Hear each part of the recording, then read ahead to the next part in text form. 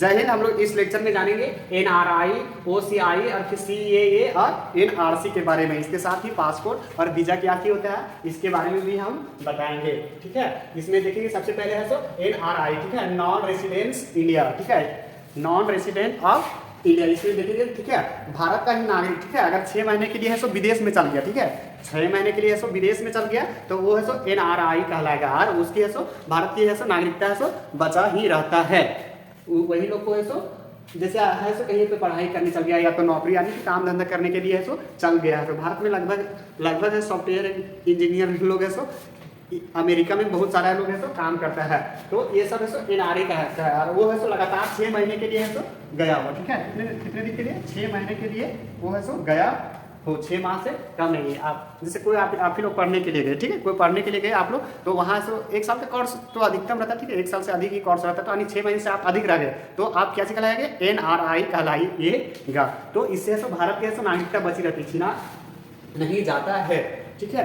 तो यहाँ पे लोग बहुत सारे हैं सो काम वगैरह भी करते हैं। लेकिन जब ऐसो 1998 में है सो पोखरण में जो है सो परमाणु परीक्षण किया गया था तो ऐसो अमेरिका ने पूरा है सो व्यापार पर है सो प्रतिबंध लगा दिया था, ठीक है, ये पूरा है सो व्यापार पर है सो प्रतिबंध है सो अमेरिका लगा दिया कि भारत से कोई सो व्यापार वगैरह नहीं करेगा। उसी टाइम है सो 1999 में है सो कारगिल की लड़ाई पाकिस्तान चोट्टा है सो लड़ गया और फिर उड़ीसा में है सो भीषण है सो चक्रवात आया था, ठीक है, एक चक्रवात आया, इससे भारत की अर्थव्यवस्था से पूरी तरह से डगमगा गया। और उस समय है सो अमेरिका सोच रहा था कि भारत है सो मर कहा नहीं, यानी लोग भूख से कहा नहीं है, लेकिन भारत में जो NRI लोग ऐसा काम कर रहे थे, ठीक है, विदेशों में ऐसा जो लोग ऐसा काम करते विदेशों में अलग देश, तो वही लोग ऐसा पैसा ऐसा भारत में ऐसा भेजते थे, ठीक है, काम कर करके ऐसा उस समय ऐसा इन लोग, ठीक है, गुमराह रह के भी ऐसा भारत को ऐसा उस समय अर्थव्यवस्था में बचाने का ऐसा बहुत बड़ा ऐसा योगदान है सो इन लोगों ने निभाया था। जैसे कि आप वहाँ से अमेरिका में काम करेंगे कितना, जैसे $1 अगर वहाँ मिलता है ना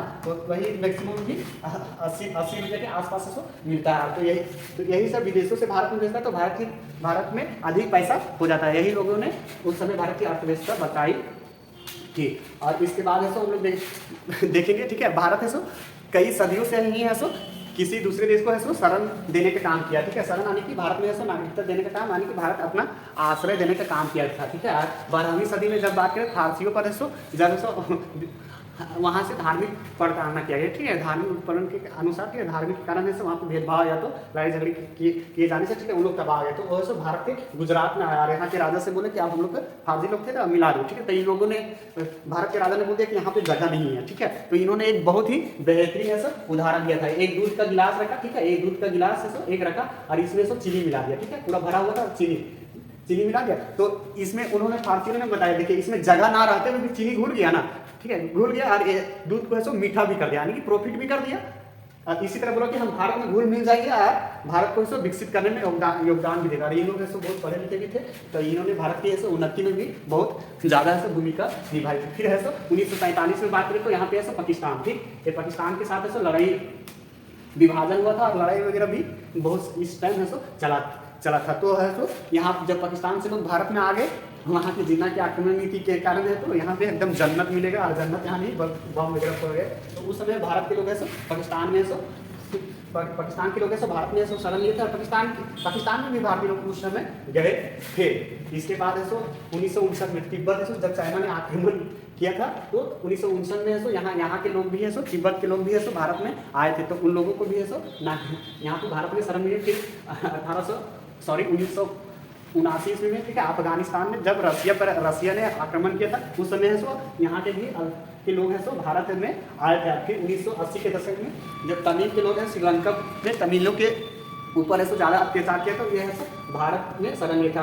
2015 में ये रोहिंग्या म्यांमार से है सो रोहिंग्या मुसलमान है सो आए थे। तो इन सभी को है सो नागरिकता देने का काम किस प्रकार से किया गया था इसी को हम लोग जानेंगे, ठीक है। इसमें सबसे पहले हम लोग जानेंगे पासपोर्ट, ठीक है, पासपोर्ट किसको बोलते हैं, ठीक है, अपने देश से दूसरे देश जाने के वो ही पासपोर्ट बोलते हैं। आप परमिशन यानी भारत सरकार द्वारा आपको परमिशन मिल गया है कि आप जाइए, ये आपको विदेश जाने के लिए है सो परमिशन है सो मिल गया, ठीक है। जैसे कि देखो अपने देश छोड़कर दूसरे देश जाने में खुद को है सो देश से अनुमति लेनी पड़ती है, जिसे पासपोर्ट कहते हैं। यानी कि भारत सरकार से गृह मंत्रालय से अनुमति लेना पड़ता है कि मैं सो विदेशों में जाना चाहता हूँ, जो भी आपका रीजन है वो लिखना पड़ता है, ठीक है। जैसे इसका पासपोर्ट बनने का जब सारा वेरिफिकेशन वगैरह होगा तो पुलिस पास भेजेगा, आपके एरिया के लोकल जो है थाना पुलिस स्टेशन वहाँ भेजेगा, और वहाँ से है सो अप्रूवल करने के बाद है सो तब मिल जाएगा। जब तक आप ऐसा कोई कांड वगैरह ना किए हुए, ठीक है, कहीं पे ऐसा कोई घटना जैसे चोरी डकैती वगैरह या किसी का मर्डर वगैरह नहीं किए होंगे, तब ऐसा पुलिस द्वारा अप्रूवल मिल जाता है। इसके बाद ऐसा आपका पासपोर्ट बन के तैयार हो गया तो आप किसी भी विदेश में जा सकते हैं। लेकिन ठीक है, विदेश में आप जा, लेकिन आप जो देश में जाइएगा, ठीक है, जैसे भारत है, भारत से आप है जापान जाना चाहें तो है जापान जाने में क्या चीज लगेगा, तो वहाँ का वीजा लगेगा। तो ये है 15 दिन पहले ही है वीजा के लिए है अप्लाई करना होता है। वीजा के लिए 15 दिन पहले ही अप्लाई करना होता है। तो देखो यहाँ से किसी दूसरे देश में जाने की अनुमति की आवश्यकता होती है, और इस अनुमति को ही वीजा कहते हैं। बिना वीजा के किसी दूसरे देश में तो प्रवेश नहीं कर सकते हैं, बिना वीजा के किसी दूसरे देश में प्रवेश नहीं करते। जैसे भारत के साथ जिसके साथ है घनिष्ठता ज़्यादा है, जैसे नेपाल के साथ, ठीक है, नेपाल भूटान, यहाँ के लोग ऐसे वीजा की जरूरत नहीं है। बिहार से लोग ऐसे नेपाल चले जाते हैं और वहाँ से शराब वगैरह पी के है इंडिया में आ जाते हैं। लोग बिया शादी भी कर लेता है उधर ही, यहाँ से इंडिया से बारात लेता है नेपाल तक ऐसे गाना, बॉर्डर एकदम पूरा नॉर्मल है। इसी तरह से भूटान में भी है बिना वीजा वगैरह के हम लोग ऐसा आ जा सकते हैं। इसके बाद हम लोग एक देखते हैं CAA कानून के बारे में, ठीक है। CAA क्या है, सिटीजन एजेंटमेंट एक्ट 2019, ठीक है। ये हाल फिलहाल में है रोहिंग्या मुसलमानों पर है बहुत बड़ा है बवाल हुआ था, ठीक है। तो इसमें देखिए नागरिकता संशोधन अधिनियम यह भारत की संसद द्वारा पारित एक अधिनियम है, जिसके द्वारा सन 1955 का नागरिकता कानून को संशोधित करके यह व्यवस्था की गई। 31 दिसंबर 2014 के पहले पाकिस्तान, अफगानिस्तान और बांग्लादेश से धार्मिक प्रताड़ना वाले अल्पसंख्यक, ठीक है, हिंदू, बौद्ध, सिख, जैन, पारसी एवं ईसाई को भारत की नागरिकता प्रदान की जाएगी। और इस विधेयक में भारत नागरिकता को प्राप्त करने के लिए आवश्यक 11 वर्ष तक भारत में रहने की शर्त में भी छूट देते हुए इस अवधि को केवल 5 साल तक भारत में रहने के रूप में बदल के रख दिया गया था। यानी CAA कानून है 2019 में भारत की संसद द्वारा लाया गया था, और जिसमें धार्मिक प्रताड़ना, ठीक है, जिसके धार्मिक प्रताड़ना से भेदभाव किया जा रहा था, और उन लोग के ऊपर बहुत सारा अत्याचार किया जाता है। तो धार्मिक प्रताड़ना पाकिस्तान, सभी को नहीं, पाकिस्तान, अफगानिस्तान और बांग्लादेश को है अल्पसंख्यक जो थे, ठीक है, हिंदू, बौद्ध, सिख, जैन, पारसी ईसाई लोगों को ही है सिर्फ है आए थे, तो उन लोगों को नागरिकता देने की बात की गई थी। लेकिन जो और इसमें देखो भारतीय यहाँ पे 1955 का एक क्या चीज बोलता है, नागरिकता अधिनियम एक 1955 आप पंजीकरण के अनुसार 7 साल में आप ले सकते हैं, जैसे कि 2014 में आया, ठीक, ये 2014 में आया था, ठीक, 2014 में, और ये 2019 में कानून आया था दिसंबर 2019 में। तो देखो यहाँ पे भी लगभग 6 साल ऐसे हो ही जा रहा था, इस पर बहुत बवाल भी हुआ था, और पंजीकरण के द्वारा 7 साल में मिल ही जा रहा था, ठीक है, 7 साल में नागरिकता मिल ही जा रहा था। ये 1955 के एक्ट के द्वारा मिल ही जा रहा था। और इस पे भारत सरकार तो यहाँ पे मीडिया है, इस पर बहुत बवाल पूरा तरह से मचाया था। यहाँ CAA कानून जब आया था, ये कुछ कानून नहीं, ठीक है, ये इसमें जो भी अल्पसंख्यक आए थे बांग्लादेश, अफगानिस्तान और पाकिस्तान से, जो अल्पसंख्यक थे जिसको धार्मिक प्रताड़ना, ठीक है, धार्मिक के कारण से वहाँ पे भेदभाव और पूरा बहिष्कार किया जा रहा था, उन्हीं लोग अल्पसंख्यकों को भारत में नागरिकता देने की बात है, वो भी सभी को नहीं, ठीक है, जो 31 दिसंबर 2014 से पहले आया हो भारत में, उसी लोगों को दिया जाएगा। इसके बाद आगे हम लोग जानेंगे ये, ठीक है, 20 दिसंबर 2019 को पाकिस्तान के 7 समय को भारतीय नागरिकता देकर इस अधिनियम को लागू कर दिया गया था, ठीक है। ये 20 दिसंबर को 2019 को 7 पाकिस्तानी को अधिनियम के तहत ये नागरिकता दिया गया था। फिर इसके बाद देखिए NRC, ठीक है, NRC भी कुछ नहीं है, ठीक है, नेशनल रजिस्टर ऑफ सिटीजन, ठीक है, नेशनल रजिस्टर ऑफ सिटीजन, राष्ट्रीय नागरिक रजिस्टर, भारत के राष्ट्रीय नागरिक पंजीकरण, ठीक है, भारत सरकार द्वारा निर्मित एक पंजीकरण है, जिसके उन भारतीय नागरिकों के नाम है जो असम के वास्तविक वैध नागरिक है। यह पंजीयन विशेष रूप से असम के लिए ही बनाई गई थी, और जब पाकिस्तान और बांग्लादेश में लड़ाई चल रही थी तो बहुत से लोग वहां से भागकर भारत चले आए थे, और ये सभी लोग धार्मिक प्रताड़ित हुए थे, बल्कि अपने ही देश में लोगों के द्वारा प्रताड़ित किया गया, यानी कि दुष्व्यवहार किया गया था। और इस पर सुप्रीम कोर्ट ने 2013 में कहा था कि आप NRC लाइए, और जो व्यक्ति 24 मार्च 1971 से पहले भारत आया है, उन्हें NRC के तहत नागरिकता दी जाएगी। कैसे दिया जाएगा, नागरिकता है सो दिया जाएगा। इसका मतलब सीधा साफ साफ है, इसमें कुछ बड़ा सा रीजन नहीं, ठीक है। एनआरसी के तहत से सो नागरिकता देने की बात कहा गया था, ठीक है। जब 1971 में लड़ाई लड़ा, ठीक है, पाकिस्तान है सो 1971 में पूर्वी पाकिस्तान यानी पश्चिमी पाकिस्तान और पूर्वी पाकिस्तान एक ही था, यानी पाकिस्तान का ही टुकड़ा ही बांग्लादेश का। तो 1971 में पाकिस्तानियों द्वारा इतना सो अतिक्रमण किया गया कि चोट्टा लोगों ने 30,000 महिलाओं का रेप किए थे। ऑब्वियसली पाकिस्तानी कुत्ता जैसा दिखता है, कुत्ता से भी महापाप है पाकिस्तान चोट्टा। ये 30,000 महिलाओं का रेप किया, आप अनुमान नहीं लगा सकते। 30,000 यहाँ है, तो यहाँ के लोग है सो बांग्लादेश के लोग है सो असम की ओर है सो घुसने लगे, ठीक है। असम की ओर भागने लगे थे। असम एक पहाड़ी इलाका है, वहाँ पे लोग है सो जीने उने के लिए उधर से आसानी से घुस गए। लेकिन यही है सो पश्चिम बंगाल में घुस गए, क्योंकि यहाँ की सिस्टम थोड़ा सा टाइट है, पुलिस व्यवस्था है। असम में पहाड़ी क्षेत्र है, इसके कारण से वहाँ पे थोड़ी सी छूट दिया गया है। लेकिन है सो वहाँ पे ऐसा असम के जो यूनिवर्सिटी के लोग, ठीक है, या असम यूनिवर्सिटी के छात्रों के द्वारा है सो यहाँ पे विरोध कर दिया, ठीक है। विरोध करना जायज़ भी है। अब सबको हम भारतीय नागरिकता थोड़ी ना भारत में रहे, वो भी को काम के रहे तब सब अंगूठा छाप जैसे तैसे, और भारत में सिर्फ जीने खाने के लिए रहे थे, तो उन लोग को सब नहीं आ रही, इसमें तो आंदोलन किया गया, तो इसलिए सो रोक लगाया गया था। और यही लोग हैं सो अल्पसंख्यक थे जो उस समय पाकिस्तान और भारत की लड़ाई चल रही थी, और बांग्लादेश को उस समय आज़ाद भी कर दिया गया था, ठीक है। तो 24 मार्च 1971 से पहले जो भारत में आ गया, ठीक है, तो उन लोग को ऐसा देखो एनआरसी के तरह है सो नागरिकता है सो दिया जाएगा। एनआरसी यानी कि नेशनल रजिस्टर ऑफ सिटीजन के तहत से सो नागरिकता है सो दी जाएगी। इसके बाद हम लोग देखते हैं, ठीक है, ये है सो 2015 में एनआरसी का रजिस्टर बनने लगा था, ठीक है।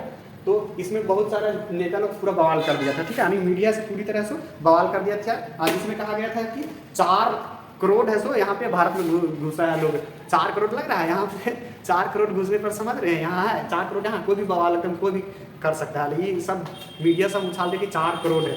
अब डाटा बेसिस तब जब सुप्रीम कोर्ट ने आदेश दिया कि इन लोगों को जो रजिस्टर बनाए हैं, जो भी आया तो उन लोग को रजिस्टर किया, तो मात्र ऐसे 19 लाख ही मिल पाया था, ठीक है। 4 करोड़ और 19 लाख यहाँ है, कोई भी है सो बवाल करेगा, लेकिन ये मीडिया सब भारतीय मीडिया लोग कहना है, ठीक है। 2015 में एनआरसी का रजिस्टर बनाया गया था। एनआरसी में रजिस्टर होने से 2 लिस्ट मिलाकर कुल 30 डॉक्यूमेंट में से कोई एक आवश्यक। यदि आपके पास कोई डॉक्यूमेंट्स नहीं तो आपको 4 माह का समय दिया जाएगा, और आपको 1 माह के अंदर अपने आपको ऐसा साबित करना होगा पड़ेगा। यदि आप 4 माह के अंदर अपने आप को साबित नहीं कर पाए तो आपको ऐसे डिस्ट्रिक्ट कोर्ट जाना पड़ेगा, और डिस्ट्रिक्ट कोर्ट आपको साबित नहीं करता है तो आपको सुप्रीम कोर्ट जाना पड़ेगा। यदि सुप्रीम कोर्ट भी आपको साबित नहीं करता है तो आपकी नागरिकता समाप्त कर दी जाएगी, और आपको इसे कैंसर कराने में भेज दिया गया, यानी डिटेंशन सेंटर में इसे भेज दिया जाएगा। इसमें मतलब सीधा सीधी कहा गया, ठीक है, आपके पास 30 डॉक्यूमेंट, अगर भारत में आप रहे, ठीक है, 24 अप्रैल 1971 ईस्वी से पहले ऐसे भारत में आप आए, ठीक, तो उतना दिन से आप भारत में रहे, कोई ना कोई प्रूफ आपके पास होगा ही, आधार कार्ड, पासबुक, कुछ भी है सो बिजली बिल।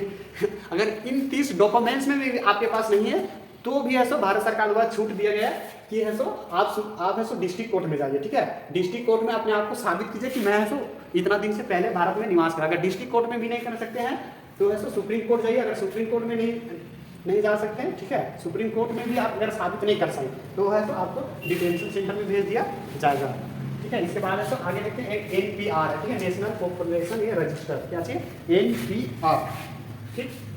एनपीआर में क्या चाहिए, ये राष्ट्रीय जनसंख्या रजिस्टर है, ये जनगणना के लिए ही बनाया गया था स्पेशली, ये सो जनगणना के लिए बनाया गया था। जैसे कि आप लोग कहीं देखते हैं कि जनगणना हो रहा है, ठीक, जनगणना हो रहा है, तो जैसे आपके घर में जनगणना करने के लिए आया, तो आप बता दिए 5 जन हम लोग घर में हैं, और जब आप 5 घर में 3 ही जन, 2 जन है सो मान लो दिल्ली मुंबई कहीं पे है सो कमाने के लिए गया है, और जब वहाँ पर कमाने के लिए गया है, यहाँ पे भी है सो उन लोग को है सो गणना कर दिया गया, ठीक है। 5 लोग यहाँ, अब घर पे है सो गणना किया, अब जब 2 लोग है सो कमाने गया था दिल्ली में, यहाँ पे भी है सो उन लोग को है सो गणना कर दिया गया था। इस प्रकार एक तरफ से है ये 7 व्यक्ति यहाँ पे है सो इन लोग का हो जाता था। तो इस तरह से जनसंख्या में है सो थोड़ी सी गणना करने में बहुत सारी प्रॉब्लम आता था। यही प्रॉब्लम को देखते हुए ये लाया गया एनपीआर, ठीक है। तो इसमें कितना लोग है, आप यहाँ घर में रह रहे हैं तो घर ही लोग के बताइए, जैसे 3 लोग हैं सो यहाँ पे रह रहे, तो 3 ही लोग के बारे में बताइए, ठीक है। ये 2 लोग का गणना हो जाएगा, जहाँ काम कर रहे हैं वहाँ पे है सो गणना हो जाएगा, तो 2, 3, 5, तो यानी कि ऐसे जनसंख्या गिनने में इससे है सो आसानी होती है, ठीक है। इसी को है सो भारत सरकार द्वारा लाया गया, ठीक है, जिसमें आपका परिवार में कितने लोग हैं और आप कौन व्यक्ति और कहाँ रहते हैं, इस आधार पर एनपीआर बनेगा। और इसमें जनसंख्या की गणना की जाएगी और एनपीआर के बाद जनसंख्या का एक सही आंकड़ा मिलेगा। और उस तरह पहले जैसे जनसंख्या होता था तो उस तरह जनसंख्या का सही आंकड़ा नहीं मिल पाता था। जय हिंद, हम लोग मिलेंगे नेक्स्ट लेक्चर में।